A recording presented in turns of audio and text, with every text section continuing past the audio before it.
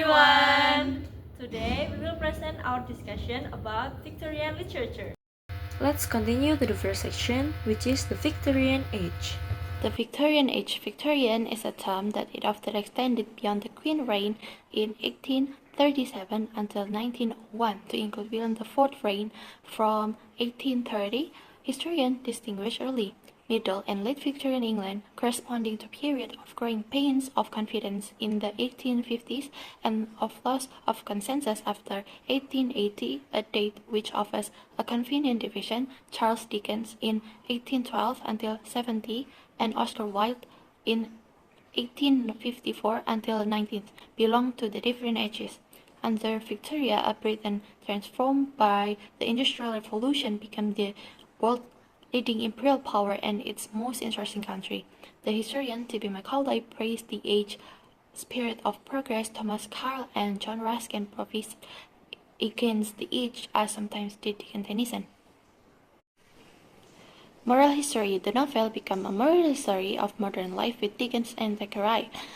George Eliot in 1819 until 80 was one of many who sought after wisdom in an age of shaken certitudes and robust consciences. The Victorian books living today are chiefly novels, and these novels, despite the authenticity of their modern film version, do not hold up a mirror to the age. Victorians produced impressive reports on the London poor, on the factories of Manchester, and on urban sanitation. Victorian narrative story has much in common with novel writing. Scott's wish to tell the tale of the tribe was felt by Thackeray, Dickens, and George Eliot, who recreate the worlds. Wise sages, the lasting influence of Victorian thinkers such as Carlyle, Mill, Ruskin, Newman, Darwin, and Arnold, requires some preliminary attention. Deism and skepticism had in the 18th century reduced both what educated Christians believe and the strength with which they believe it. By the time of the French Revolution, some intellectuals, not all of them radicals, were not Christian. Public meetings gave new chances to speakers, and dissent became political rather than religious.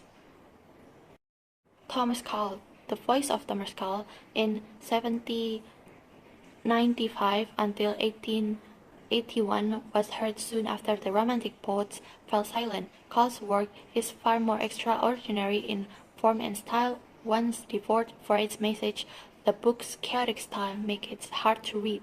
Carlyle's analysis was admired by Karl Marx when he took refuge in his history of the French Revolution made him famous. John Stuart Mill. Mill's lucid essay, they are a good starting place for an understanding of post-romantic culture and an advertisement for the 19th century liberal mentality. Intellectual critic marks the prose of On Liberty in 1859, Principle of Political Economy in 1848, and Utilitarianism in 1863. John Ruskin. The most romantic prose of the Victorian sages is found in John Ruskin in 1819 until 19th. Of his first sight at 14, of the Swiss Alps at sunset, he wrote at 70 that the scene walls of Lost Eden could not have been more beautiful. Ruskin, like Carlyle and Dickens, confronted by the brutality and waste of industrial society and by the immoral neutrality of political economics, felt outraged. Ruskin's first major work was Modern Painters, was interrupted by the Seven Lamps of Architecture and the Stones of Venice. John Henry Newman. John Henry Newman, in 1801 until 90, the master of Victorian non-fictional prose. In 1841, Newman published Strike 90, which maintains that the 39 articles in which the Church of England. Newman's major work in verse is The Dream of Gerontius, made into an oratorio by Elgar. It dramatized the destiny of the soul after death. The most valuable of Newman's other works are his development of Christian doctrine, which relates the historical evolution of Christian dogma to the church teaching authority, and his grammar of assent. Charles Darwin, The Descent of Man in 71 assembled new evidence for the old idea that humans descend from apes. Darwin worked cautiously but had a great effect. Charles made observation and led to the theory systematically demonstrated in The Origin of Species in 1859 that species evolve by retaining the characteristics of their most successful members. Evolution challenged Christian ideas of the origin and of mankind. Some, like Tennyson, modified their beliefs in existence of God and the special destiny of humanity. Matthew Arnold, the last central Victorian thinker, is Matthew Arnold in 1822 until 88. His own mission to educate the middle class in a cooler tone, more French than British, or to adopt the terms of culture and anarchy, more Hellenic than Hebraic. He turned his talent away from the writing of poetry to bear on the value of European and of biblical literature. Arnold's prose is, with Newman's, among the most persuasive Victorian writing. Arnold writes as a man of the world rather than a prophet, a critic, not a sage. And the next is poetry. There are several poet figures in Victorian period. The first is John Clare. The poetry of John Clare has a value as a whole other poetry. Some of his work are poem descriptive of rural life and scenery at 1820. It's about faithful account of the old rural life. And the next is I Am at 1844. And the next is Alfred Tennyson. Alfred Tennyson was a succeeded Wordsworth as poet laureate in 1850 and the central poet of 19th century. Tennyson was the first poet to come to terms with geological time and evolution. He also the first English poet that translated a little of Beowulf. Some of Tennyson's work are The Charge of the Light Brigade at 1854, or Day on the Death of the Duke of Wellington at 1852, In Memoriam at 1850, and Maud at 1855. And the next is Elizabeth Barrett. Elizabeth Barrett was a popular poet. She also the Robert Browning's wife. In her work, sonnets from the Portuguese were much admired, and the lower pitched reaches of her first novel, Aurora Lake, make better reading. Next is Robert Browning. In his work, Robert Browning often used dramatic monologue. Browning speakers are or seem historical, and Browning artists are humanists and clerics, ancient and modern, and talk as conclusively as Coleridge Ancient Mariner. Some of Browning's work are Home Taft from a Port at 1845, Meeting at Night at 1845, and Man and Woman at 1855. And the next is Arthur Hoofclough. Arthur Hoofclough's quips or short poems are often quoted to illustrate Victorian dub. Some of his work are Amour's Day Voyage at 1858, Dipsychus at 1865, and The Body of the Bernabulage at 1848. And the next is Dante Gabriel Rossetti. Dante Gabriel Rossetti is the son of an Italian refugee and the founder of a group of young artists, Pre-Raphaelite Brotherhood. Rossetti's symbolism and his association of erotic love with death anticipate aestheticism and decadence. Some of Dante's work are The Blessed Damozel at 1850 and The Fleshly School of Poetry at 1872. The next is Christina Rossetti. She is Dante's sister. She retained a pre-Raphaelite root to nature with bright color and clear edges. She also a devout Anglo Catholic. Some of Christina's works are In an Artist Studio at 1856. This work is reflect to her brother's Doom Worlds. Second is An Apple Gathering at 1862 and Goblin Market at 1862. And the next is Algernon Charles Swinburne. He was an anti-Victorian immoralist. His songs and ballads were in vogue in the 1860s, but alcohol and masochism let him collapse. In his last 30 years, under voluntary restraint, he poured out verse, play, pornography, prejudice, literary criticism, and an odd novel. One of Swinburne's work is The Garden of Proserpine. And the last is Gerard Hopkins. Gerard Hopkins' poetry was first published by his friend Robert Bridges in 1918. In 1877, a casual remark by his rector prompted him to write the wreck of the Dutch land and began his adult writing. And then he submitted his work to Jesuit journal, but it was rejected. Next is fiction. The triumph of the novel. Novels greatly shaped the modern image of 19th century English life. The novel's popularity surged again in the 1840s, especially with Charles Dickens, and by 1850, novels had replaced theater as the main form of literary entertainment. Poetry was popular, but prose more popular. The popularity of broadly realistic novels seemed to go with the broadening basis of middle-class democracy. The first Bronte sister is Charlotte Bronte. The Brontes are the first novelists or romance writers to endow landscape with Wordsworth's sensitivity and burden of meaning. And then, the first novel by Charlotte is Jane Eyre, published in 1847. It is a Bildungsroman or a coming-of-age novel that follows the life of Jane Eyre. And then the second is Villette, published in 1853. It's a deeply introspective and psychological novel that follows the story of Lucy Snow. And then the second Bronte sister is Emily Bronte. Her novel is Wuthering Heights, published in 1847. It is the only novel written by Emily. It tells a dark and intense story of love, revenge, and emotional distractions.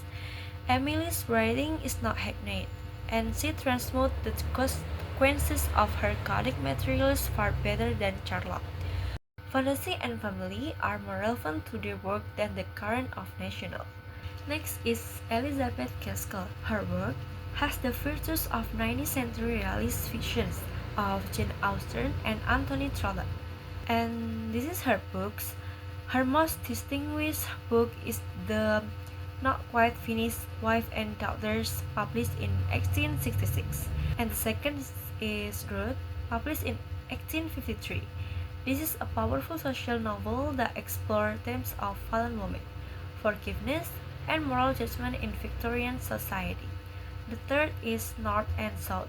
It's a powerful novel that explores the clash between industrial and rural life. Next is Charles Dickens. His nickname is the Inimitable. It is a word from his own circus style. He is most popular and influential novelist in the Victorian age. Beginning his career as journalist, early fame came with the Pict papers. This is his novel. First is Oliver Twist, the second is David Copperfield, and the third is Black House, and the last is Hard Times, the clear of Dickens' books. Next is William Makepeace Thackeray. Thackeray is not as other Victorian novelists. He is best known for satirical and realistic portrayals of upper and middle class society. This is his book, Vanity Fair. Thackeray illustrates his own books. Next is Anthony Trollope. He is less dramatic than Dickens or Thackeray, but highly valued for literary realism. Trollope's readership has grown. Full sets of his 47 novels appearing in the 1990s from 5 publishers. This is his novel, Can You Forgive Her? It's the first novel in the Trollope Pulitzer series. Next is George Eliot. George Eliot began with Sense. Her novels explore daddy faith, education, idealism, and personal responsibility. This her novel. First is Adam Bede. Second is Silas Marner. Third is Middlemarch. And the last is Daniel Deronda, Eliot's final novel combining a story of English upper-class life with the Jewish identity and nationalism. Next is Northern Prose and Verse. The first is Lewis Carroll or Charles Ludwig Dodson, Alice's Adventures in Wonderland, published in 1865. It is a fantastical tale about a young girl named Alice who falls down a rabbit hole into a strange and whimsical world. The second is Through the Looking Glass, published in 1871. Next is Edward Lear. A gifted watercolorist, has less logical bite and point than Carroll's more whimsy and melancholy charm. This is his work, A Book of Nonsense. It is a collection of nonsense poems written by Edward Lear, and then limericks and whimsical poems like The Owl and the Pussycat. Late Victorian literature, 1880 till 19. Differentiation: the two decades of 1880 till 19, with the next decade lie between the mid-Victorian upland and the peaks of modernism. As the modernist revolution revolves into the distant, it is easier to see origin in the 18th and 90s and to try an evaluative sketch. A sketch it is, for major writers are few, the direction of society went. Serious writers dealt with the middle-brow market by some of simplification or specialization, or else went into covert or open opposition to majority views, as some poets. The only novelists so substantial that several of their works are still read are Thomas Hardy, 1840 till 1928, of Upper Buckhampton, Dorset. The Art of Thomas Hardy, 1840 till 1928, was his poetry. He finished with fiction in Jude of the Obscure, 1896. After his marriage, he earned a living as a novelist. Hardy's first novel, The Poor Man and the Lady, was declined by Macmillan as the fiercely satirical. Most powerful book is Test of the Uberphilus, a Pure Woman. Hardy novels did not fit Levy's idea of fiction as a moralistic lyricism. They are pastoral romance or tragic drama, not studies of provincial life. Henry James, 1843 till 1916, of New York. The central figure of his poem is often a young woman, the victim of subtle maneuvers to do with money. An urban narrative voice focuses the subject, attending to exactly what each character knows. The reader has to infer motive and to why. Despite the subtlety of his narrative, psychology and syntax famously drowned out in his letter, James' fundamental interest is in innocency and in those who exploit it. The gulf between Hardy and James indicates a trend. It is this juncture and this juncture that the awakening ascent to gospel truth in the literal form offered by the Protestant churches began to take effect in the divergent or more partial ideals. A revival drama, Oscar Wilde. Oscar Fingal, author Hardy Wills Wilde, 1854 till 19, son of famous Dublin surgeon, had gone from Trinity College to Oxford, then to London to visit aestheticism and himself. A brilliant talker, he put his art into his lifestyle. Fascinating as Wilde's act is, his writing looks thin when compared with that of comparably flamboyant Byron. Lady Windermere found one of his drama play written by him. Good society is a pretext for an imaginary world that Wilde relies upon a social nuisance for some of its effect. Wilde reentered literature and theatre after a century in which poets from Shelley to Tennyson wrote poetical plays little staged and largely forgotten. George Bernard Shaw. George Bernard Shaw, 1856 till 1950, was an honest, imperfect man who made the most of his talent, contributing to British culture lifelong and vigorously. He wrote many plays, beginning with Widowers' Houses, 1892. Shaw used the theatre as a tool of social reform, presenting situations which challenges conventional attitudes, directing a stream of ideas at audiences, provoking will entertaining. Minor fiction. Samuel Butler saw Hardy's assault on Victorian morality was anticipated by Samuel Barton, 1839 till 1902, the author of E. Rehon, 1873, a dystopian novel. Robert Louis Stevenson. Robert Louis Stevenson, 1850 till 1894, was not famous enough to be known as RLS, but his work faded, leaving an adventurous legend. He wrote plays, travel, his historical novel, and A Child's Garden of Verses, 1885. Wilkie Collins, the perfection of genre for a middle-grown market, had begun with Dixon, France. Wilkie Collins, 1824 till 1889, who made a career out of a new kind of minor fiction in The Woman in White, 1860. George Moray. George Moray, 1852 till 1933, worth much of variously a major figure in Anglo-Irish literature. He is noted here for pioneering French fictional styles in English, and remembered chiefly for Esther Waters, 1894. A. E. Husman. A. E. Husman's A Shropshire Lad, 1896, the most distant volume of the decade, later became very popular. Shropshire Lad is set in timeless country and held from the pages of Horace as much as in Shropshire. A country not well known Husman is short lyric, simple in form and refined in diction. Rudyard Kipling. The master of hearty mode was Rudyard Kipling, 1865 till 1936. Born in India, schooled in England, a journalist back in India, his first reputation began with Plain Tales from the Hills, 1888, and The Jungle Books, 1894 till 1895.